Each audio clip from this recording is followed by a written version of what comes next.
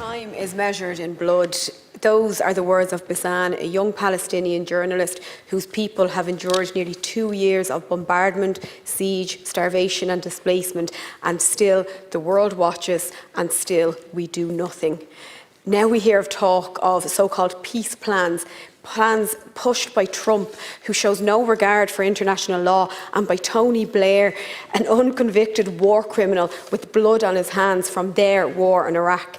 These men, products of settler colonial states like the US and Britain, have no moral authority to dictate terms to the Palestinian people. Francesca Albanese called Trump's deal of the century exactly what it is, a trap of the century.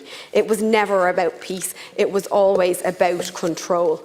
The United States, built on stolen land through genocide and slavery, has launched hundreds of military interventions globally, and yet it postures itself as a peace broker.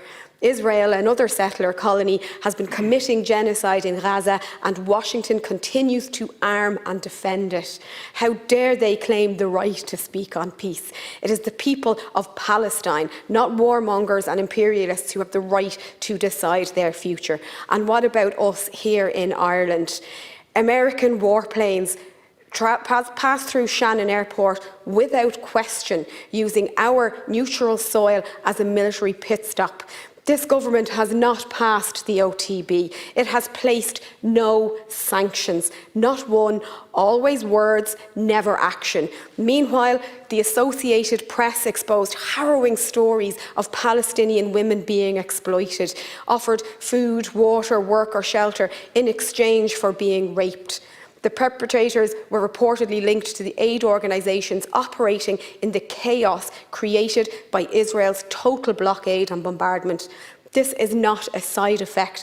It is a direct result of Israel's total blockade and bombardment. Their policies, this terror state, have turned Gaza into a protracted humanitarian catastrophe. 1 million lives held hostage, 1 million realities of suffering. The Irish people are screaming for justice, for sanctions. The opposition is screaming for justice, for sanctions. And this government once again does nothing. You are weak.